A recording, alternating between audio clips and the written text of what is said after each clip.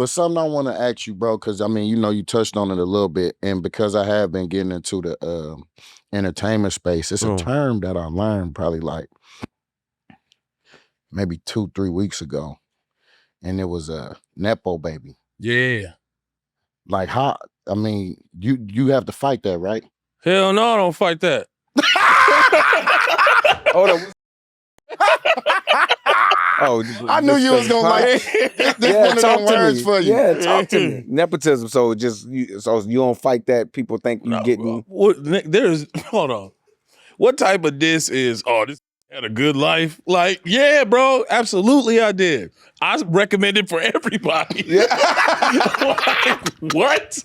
Like, you're not about to make me feel bad about that, bro. Like, my dad worked hard. My dad loved me. I'm sorry that it didn't work out the same way for you. But like people try to say that to me to try to like dig at me, and I'd be like, you goddamn right. You damn right. Nepo baby all day. We up right now.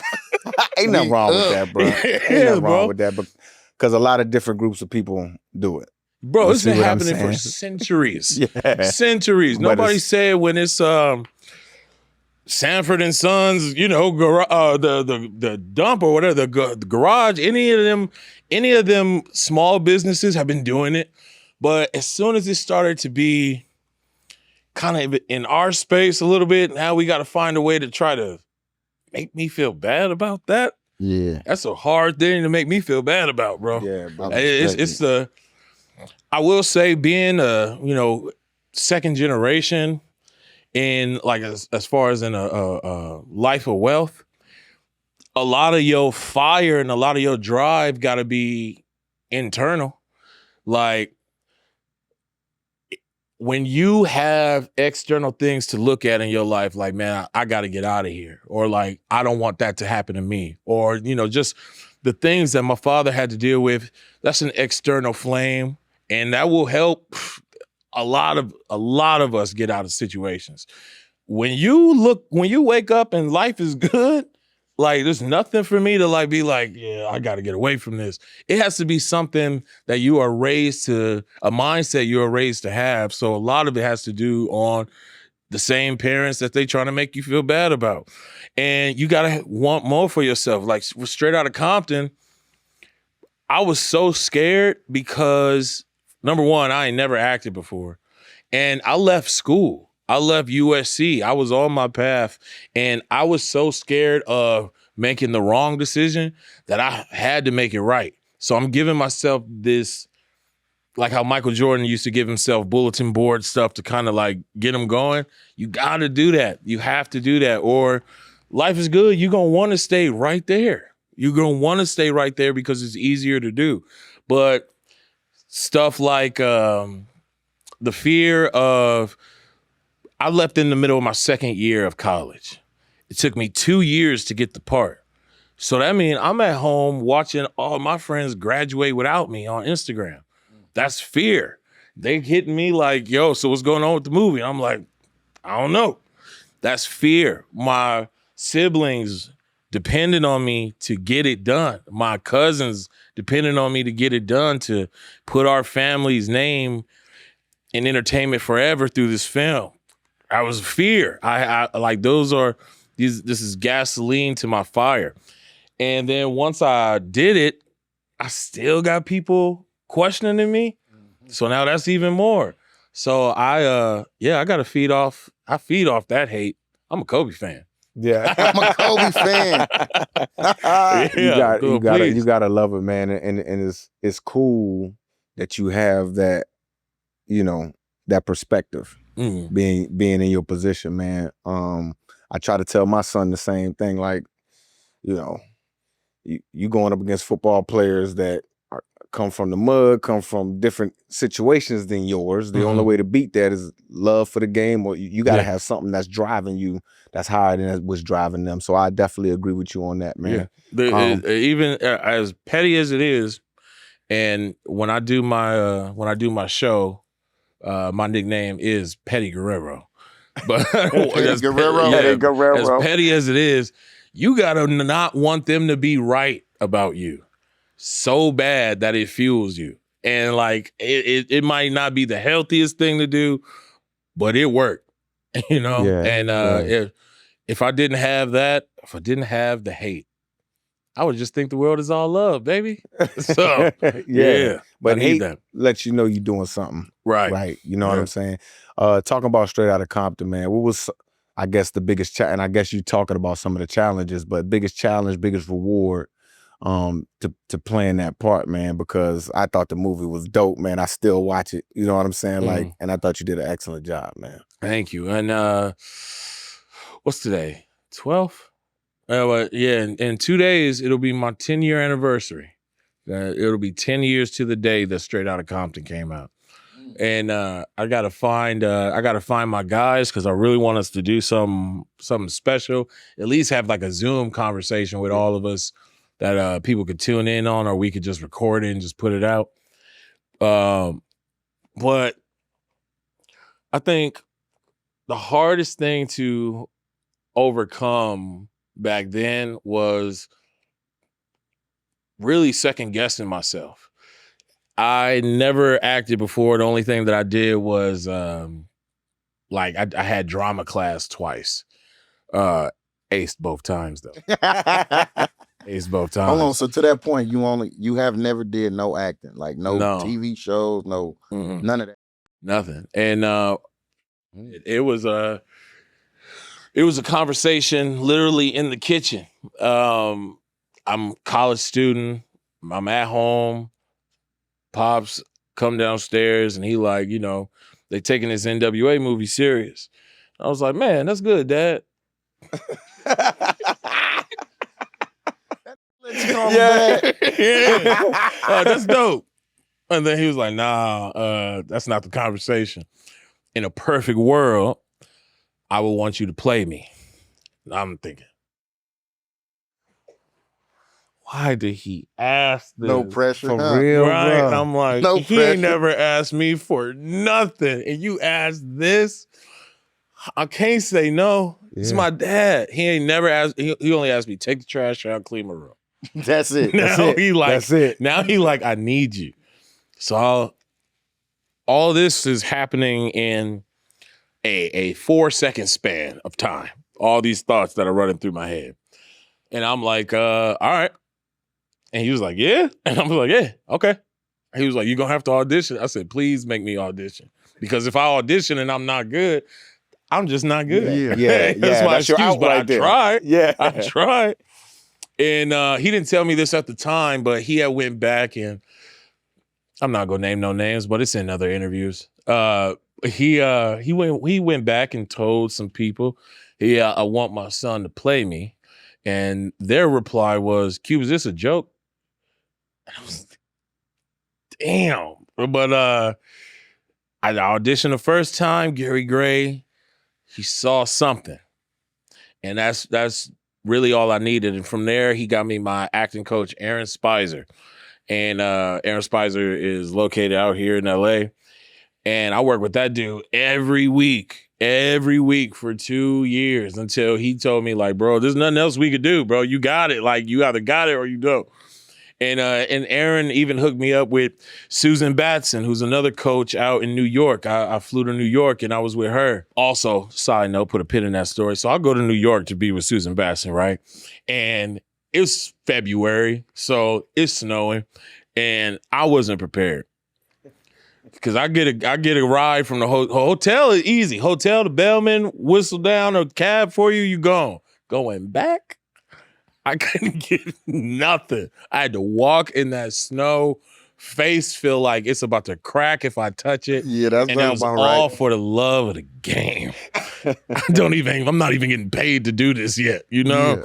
And I just had to do this with my dad. And then when I there was a screen test. And they do these screen tests to kind of like for the producers and everybody to see some actors that are going for the role. They pair them together to see if they got chemistry and see what'll work. So I made it to the screen test. I walk in and I see dude in a jerry curl. So obviously I go up to him like, hey, what's up, man? You going for easy? He said, no, I'm going for Cube. You can't be here. I'm going for Cube. this is a trap now. So like in my mind, I'm thinking they go at least have us come in at different times. But no, he was like, yeah, I'm going for Cube. I said, I'm O'Shea Jackson Jr., bro. It's nice to meet you, dog. Yeah. So now everybody in there is getting this. I'm frowning for everything, dude. Every line, everything. I'm in it. I'm locked in. And there was only one Eazy-E, Jason. So he got his part. Little ass. And then that's my dog though. But yeah, I got the part. My dad called me one day. He was like, hey, I need you to come to the house. I was like, I hate that, man. I hate when he do that because like he know I'm already thinking it's something bad, but I think he get a kick out of that, man. Yeah, give you a little anxiety. That's so all. I'll go into the house, go up the stairs. He in the kitchen like this. Yeah, Like what? He's like, you did it. So we got the part, and then that's when I knew the real work started. And them first 2 weeks, bro, I was scared. I was nervous.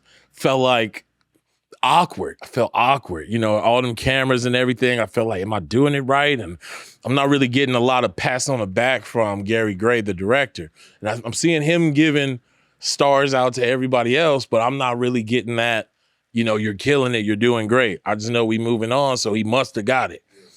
And Jason, who plays Easy, he actually helped me out. Cause I was like, man, Gary do we not with me? Like, like what? I don't understand why I'm not getting that vote of confidence. He's like, you playing your dad. What's he gonna tell you? Yeah, you got it, bro. You got it. Like, there's nothing. We gonna give you notes. Like, you know it better than anybody. I was like, yeah, you right. I mean, I guess. And then we did the Skateland scene. The scene at Skateland, I know how to do a concert. yeah. My first job was hype man. Yeah. So yeah. So we do it a couple of times, and I asked Gary. I was like, Gary, let me get one. He was like, all right, but if I give you one, you got to kill it. I said, oh, I got you. I went on top of the stage. I told the crowd, I was like, listen, I need y'all to do this for me because this might be my only shot to really get this. So I need y'all to go crazy when the music drop. I'm going to be standing perfectly still because before we was hyping them up. I was like, I'm going to be completely still, but y'all got to be going crazy. And then when it rock. And then whatever you hear me say, I need you to repeat that to me. They was like, we got you. I was like, all right, cool. And so that's why the beginning is like that, where I'm just like looking at them. And then at the end, I said, somebody say, do that, do it. And then they repeated it. And we rocked that. And I was like, okay, I'm out of my way now. I got it. So your ass started direct. That's dope, bro. He let you get one. That's You dope. ain't Gary, director, that's what man. Gary Gray good for. He'll let you get one creatively. Like if something you see, and if it's hot, it gets to stay in. They got to stay in. That's solid. I'm sure Pops came up while y'all was shooting and stuff like that. Did he give you any stories about him? I've heard these stories my whole life. Like I know, like even the police scene at the concert, them looking at each other and saying, what's up? Like, we about to do this? That's what I've been told my whole life. So that's not in the script. So I'm like, fellas, I'm gonna tell y'all what they really did. Yeah. And so we did it. We rocked it, and we got it done. But in the first couple of weeks, and this probably didn't help my nervousness, but he was doing ride along too. He was filming while we filming. So he had to be. We had somebody carry an iPad around set, so my dad was like a floating head around set. That's some damn. Yeah. I would have did money for real, bro. So he on the Checking iPad them like cameras. Checking them cameras, bro. Yeah. Absolutely. Yeah. So when he got there, it definitely felt better because I could go to him and kind of get that vote of confidence that I was looking for. And he every time I look at him, he over there smiling. So I know he was having a good time. Yeah. And I never get to see my dad like kick it with his friends, And so to see all them together and them cracking jokes, pushing each other and everything, it was nice. I really dig that. That's dope, man. That's dope, man. I'll tell you one thing, the damn dope movie, man, bro. dope man. Yeah. This episode is brought to you by Prize Picks. You and I make decisions every day, but on Prize Pick, being right can get you paid. Don't miss any of the excitement this football season on Prize Picks, where it's good to be right. Football has been entertaining, my guy. We've been nailing those max discount offers. Of course, Bills Mafia and my guy Josh Allen always showing out. Got my eyes on Josh for next week's game too. Will we ever get enough of Mike being obsessed with Josh Allen? I still be rocking with my dog Saquon, though. From the greatest university of all universities, Penn State. I had to put that in there. Sorry, guys. That's what happens when you the MVP, big dog. Prize Picks is the only app that offers stacks, meaning you can pick the same player up to 3 times in the same lineup. Want to pick more on Josh Allen's passing yards, rush yards, and touchdowns? Now you can pick all of them in the same damn lineup, only on Prize Picks. Join millions of users and sign up for America's #1 fantasy sports app. Download Prize Pick app today and use code GETGOT to get $50 in lineups after you play your first $5 lineup. That's code GETGOT to get $50 in lineups after you play your first $5. Prize Picks is good to be right.